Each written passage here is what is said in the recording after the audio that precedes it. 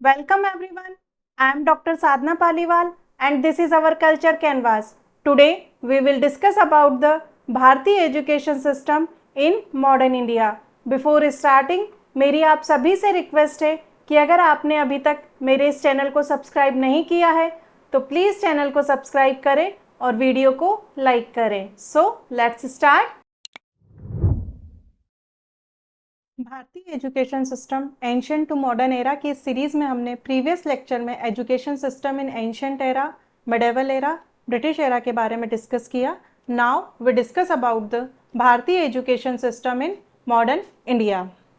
इसमें जो टॉपिक्स हम कवर करेंगे वो है introduction of post independence era, key features of this era and the new education policy 2020. Post independence era as general introduction. After independence Indian government ने एक new education system को develop करने का decide किया, जिसका जो मेन ऑब्जेक्टिव था वो था national development and social equality को इंक्रीज करना. Independent India faced many challenges in education like low literacy rate, because हमने देखा कि ब्रिटिश टाइम पीरियड में जो एजुकेशन थी वो इजीली सबके लिए एक्सेसिबल नहीं थी. इस वजह से इंडियन एजुकेशन का जो लिटरेसी रेट था वो काफ़ी डाउन हुआ. Gender inequalities, British time period में गर्ल्स को, वुमेन्स को एजुकेशन गेन करने का राइट नहीं था. जो एजुकेशन थी वो क्लास और कास्ट के बेस पर डिस्क्रिमिनेट की जाती थी. तो जो इस टाइप से यहाँ पर हम देखते हैं कि एक जेंडर इनइक्वलिटीज़ थी एजुकेशन के अंदर. विमेन एजुकेशन का जो रेशियो था वो बहुत ही ज़्यादा डाउन था.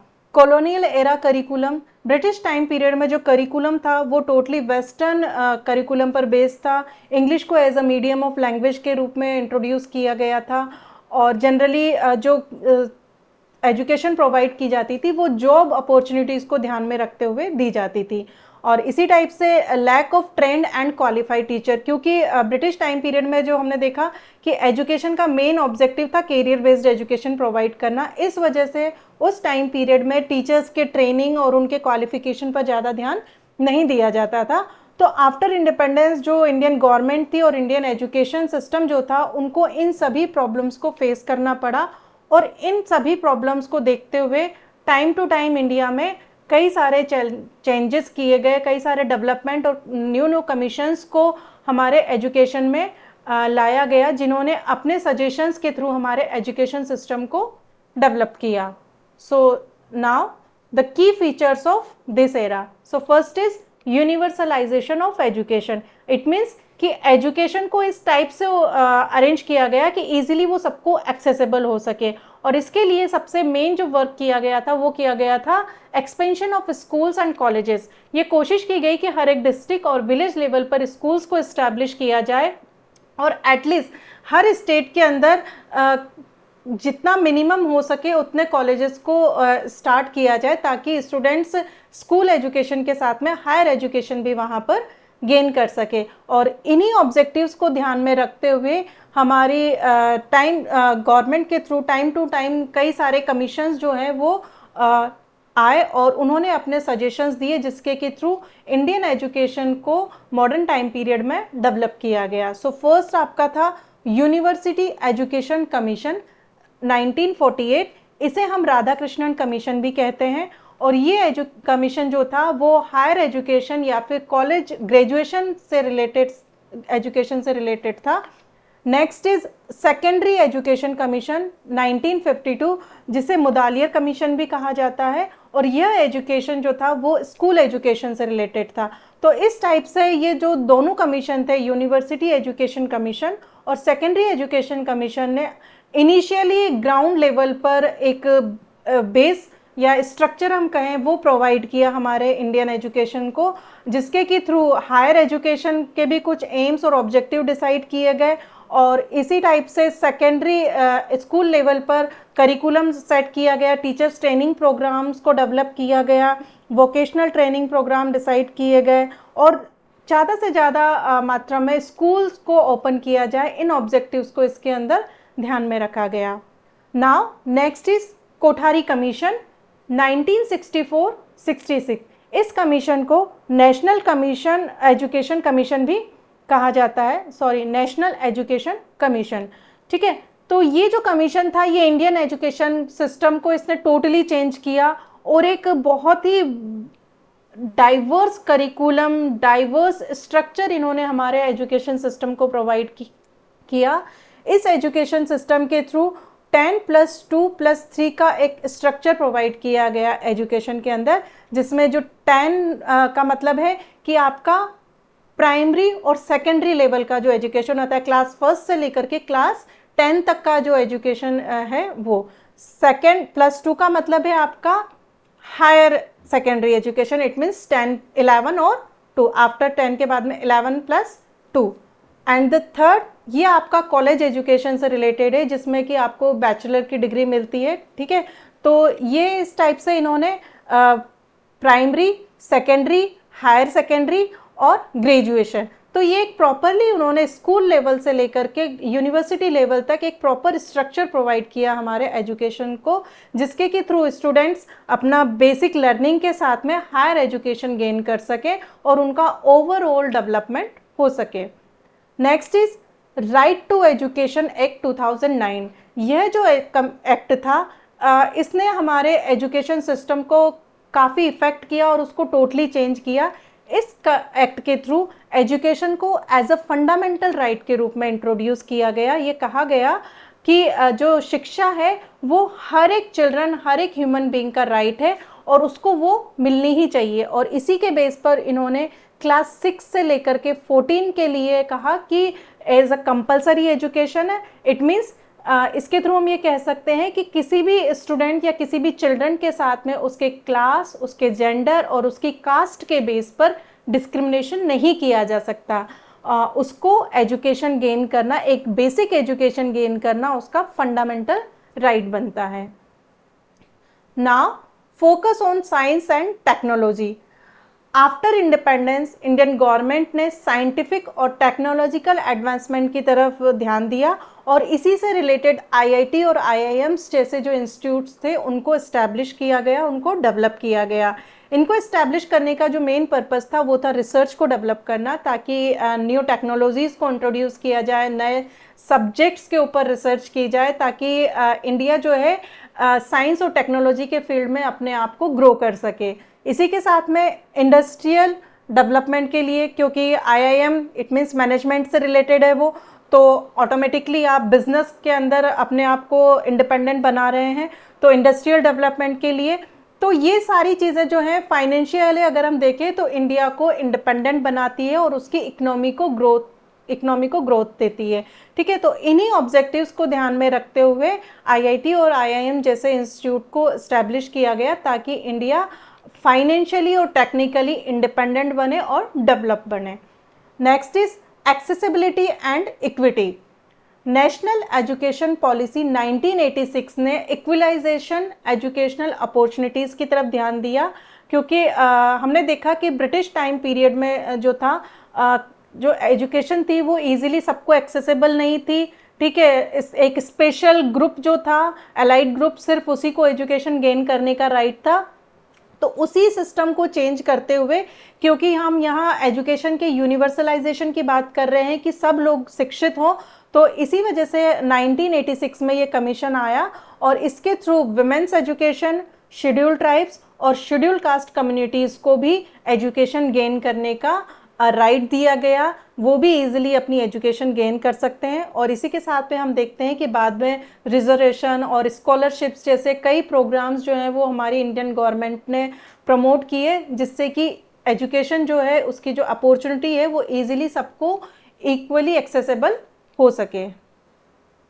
Next is distance learning program. Distance learning it means जो हमारा है IGNOU, Indira Gandhi National Open University, इसको 1985 में इस्टेब्लिश किया गया और इसको इस्टेब्लिश करने का जो मेन पर्पस था वो था हायर एजुकेशन को इजीली सबके लिए एक्सेसिबल बनाना, क्योंकि जनरली जो रिमोट एरियाज़ के स्टूडेंट्स होते हैं वो रेगुलरली कॉलेज अटेंड नहीं कर पाते। कुछ स्टूडेंट्स ऐसे होते हैं जो फाइनेंशियली या फिर अपनी पर्सनल प्रॉब्लम्स की वजह से रेगुलरली कॉलेज अटेंड नहीं कर सकते हैं। तो इस टाइप के जो भी स्टूडेंट्स हैं वो अपनी स्टडी को कंप्लीट कर सकें, अपनी हायर एजुकेशन को वो कंप्लीट कर सकें, उसके लिए डिस्टेंस लर्निंग प्रोग्राम को इंडिया में स्टार्ट किया गया। और आज हम देखते हैं कि ये बहुत ही सक्सेसफुल है। इंडिया में आप हर एक स्टेट और डिस्ट्रिक्ट के अंदर आप देखेंगे कि ओपन यूनिवर्सिटीज़ इस्टेब्लिश है, जहाँ से कि कई सारे स्टूडेंट्स जो हैं वो अपनी एजुकेशन को कंप्लीट करते हैं, अपनी हायर स्टडीज़ को कंप्लीट करते हैं। Now Indian language, national policy of education 1968, इसके थ्रू एजुकेशन के अंदर हिंदी, इंग्लिश और रीजनल लैंग्वेज को प्रमोट किया गया। इसका पर्पस था कि हमारा जो एजुकेशन जो मीडियम ऑफ लैंग्वेज होना चाहिए एजुकेशन प्रोवाइड करने का, वो या तो आपका हिंदी हो, इंग्लिश हो, या रीजनल लैंग्वेज लाइक आपकी संस्कृत, मराठी, गुजराती, ठीक है, आपकी रीजनल लैंग्वेज जो भी हो उसको प्रमोट किया जाए। और इसके पीछे जो उनका पर्पस था वो था नेशनल इंटीग्रेशन और नेशनल प्राइड, ताकि हम ज़्यादा से ज़्यादा हमारी रीजनल लैंग्वेज को भी इंट्रोड्यूस कर सकें। Technical and vocational education, national education policy 1986 के थ्रू स्किल डेवलपमेंट प्रोग्राम्स की तरफ फोकस किया गया, specially for the womens and the adults. ठीक है, स्किल डेवलपमेंट प्रोग्राम्स की तरफ क्यों ध्यान दिया गया? क्योंकि पर्टिकुलरली उनका ये जो ऑब्जेक्टिव था वो ये था कि हम उनके वुमेन्स के और एडल्ट्स के जो उनके टैलेंट है, उनका जो इंटरेस्ट है, उनकी स्किल की तरफ ध्यान देते हुए उससे रिलेटेड उनको वोकेशनल ट्रेनिंग प्रोग्राम प्रोवाइड किए जाएं, उनको एजुकेशन प्रोवाइड की जाए, ताकि वो अपनी स्किल्स को डेवलप कर सके, जिसके की बेस पर वो अपना खुद का एक बिजनेस सेट कर सकते हैं, अपना छोटा सा स्टार्टअप कर सकते हैं, या अपने इंटरेस्ट के कैरियर को वो चूज़ कर सकते हैं, जिससे उनको जॉब अपॉर्चुनिटीज़ जो होंगी वो इंक्रीज़ होंगी, डिफरेंट फील्ड्स में वो अपना इंटरेस्ट जो कैरियर है वो सेट कर सकते हैं। तो इस टाइप से वोकेशनल एजुकेशन ट्रेनिंग प्रोग्राम जो है हमारे यहाँ पर स्टार्ट की गए। फॉर एग्जांपल मैं आपको बताती हूँ, जैसे होम साइंस देखिएगा कि जो आपका उसमें डिफरेंट सब्जेक्ट्स को लिया जाता है, लाइक आपका कुकिंग होता है, ठीक है, स्टिचिंग होता है, एम्ब्रॉयडरी होता है, पेंटिंग होता है, पैकिंग होता है, ठीक है, जो अपन पैकेजिंग वगैरह करते हैं। तो ये क्या होता है, एक स्किल डेवलपमेंट प्रोग्राम होते हैं, आर्ट एंड क्राफ्ट होता है। तो इसके थ्रू क्या होता है कि स्टूडेंट्स अपने स्किल्स को डेवलप करके उनके ऊपर उन स्किल्ड के बेस पर अपना कैरियर सेट कर सकते हैं। नाउ न्यू एजुकेशन पॉलिसी 2020, हमारा जो न्यू एजुकेशन पॉलिसी 2020 है वो बेसिकली अगर हम देखें तो हमारा जो एंशियंट एजुकेशन सिस्टम या गुरुकुल सिस्टम था उस पर बेस्ड है। जैसे गुरुकुल सिस्टम में हम होलिस्टिक एजुकेशन या फिर ओवरऑल डेवलपमेंट की तरफ ध्यान देते थे, उसी ऑब्जेक्टिव को ध्यान में रखते हुए हमारा जो न्यू एजुकेशन पॉलिसी है 2020, उन्होंने अपने ऑब्जेक्टिव्स सेट किए। So first is new school structure. ठीक है, न्यू स्कूल स्ट्रक्चर कैसे कि हमारा जो पहले का जो प्रपोजल था कि 10+2+3 का जो मॉडल था, तो यहाँ पर उन्होंने जो स्कूलिंग एजुकेशन थी 10+2 उसको रिप्लेस करके उसकी जगह पर 5+3+3+4 का करिकुलर स्ट्रक्चर जो है वो इंट्रोड्यूस किया। तो 5 का मतलब क्या है? Foundational course. Foundational it means जो कि आपका प्ले स्कूल से लेकर के सेकेंड क्लास तक के, यानी कि प्री प्ले स्कूल से लेकर के और सेकेंड क्लास तक का, ये 5 इयर्स का जो आपका टाइम पीरियड होता है, जिसमें हम LKG, UKG, nursery, first and second class को इंक्लूड करते हैं। नेक्स्ट इज और बेसिकली ये फाउंडेशनल एजुकेशन जो है वो लर्निंग बाय डूइंग, बच्चों को गेम्स के थ्रू खेल खेल में पढ़ाना, इनकी तरफ ज़्यादा ध्यान देता है। नेक्स्ट इज प्रिपरेटरी, जो कि बेसिकली आपका क्लास 3rd से लेकर के क्लास 5 के बीच का 3 इयर्स का प्रोग्राम है, और ये आपका एक तरीके से हम कहेंगे कि प्राइमरी एजुकेशन है, जिसमें स्टूडेंट्स को बेसिक रीडिंग, राइटिंग और लर्निंग सिखाई जाती है। Next is middle. मिडिल जो है ये आपका 6th, 7th और 8th, ये जो आपका सेकेंडरी एजुकेशन टाइम पीरियड रहता है, इसको इसके अंदर इंक्लूड किया गया है। And the next is secondary stage, जो बेसिकली हमारा हायर सेकेंडरी से रिलेटेड है। अब यहाँ पर इसको इन्होंने 8th क्लास के बाद में जो आपका 4 इयर्स का टाइम पीरियड रहता है, 9th, 10th, 11th, 12th, इसको इन्होंने इसके अंदर मर्ज कर दिया है सेकेंडरी स्टेज के अंदर। और ये बेसिकली आपका जो है वो हायर सेकेंडरी या सेकेंडरी का एक पार्ट होता है, जिसमें स्टूडेंट को जनरली उनके स्किल्ड बेस पर और उनको वोकेशनल ट्रेनिंग बेस पर इस टाइप के सब्जेक्ट्स, ताकि उनके अंदर क्रिटिकल थिंकिंग डेवलप हो, इस टाइप के सब्जेक्ट्स उनको स्टडी करवाए जाते हैं। Next is emphasis on foundational literacy and numeracy. जो बेसिकली हमारा जो प्रिपरेटरी एजुकेशन टाइम पीरियड था क्लास 3rd से लेकर के क्लास 5th के बीच में, तो इस टाइम पीरियड में इसमें जो फोकस किया जाता है वो किया जाता है बेसिक रीडिंग, राइटिंग और मैथमेटिकल स्किल्स के बेस के ऊपर, कि स्टूडेंट एटलीस्ट अपना रीडिंग राइटिंग कर सके, जनरल मैथ्स के कैलकुलेशंस को वो सॉल्व कर सके। तो यहाँ से क्लास 3rd से स्टूडेंट को है एक बेसिक एजुकेशन प्रोवाइड की जाएगी। नाउ होलिस्टिक लर्निंग से मैंने आपको बताया कि हमारा न्यू एजुकेशन पॉलिसी हमारे गुरुकुल सिस्टम पर बेस्ड है, तो उसी को ध्यान में रखते हुए हमारा जो न्यू करिकुलम सेट हुआ एजुकेशन पॉलिसी 2020 के थ्रू, उसमें होलिस्टिक लर्निंग को ज़्यादा से ज़्यादा फोकस किया गया, और उसके अंदर जो सब्जेक्ट्स इंक्लूड किए गए उसमें आपके जैसे जो हमारे स्टडी सब्जेक्ट्स होते हैं like English, Hindi, math, science, social science, इन्हीं के साथ में arts, sports, vocational skills and critical thinking, in subjects को भी इंट्रोड्यूस किया गया। Critical thinking like case studies वगैरह बच्चों को दिए गए।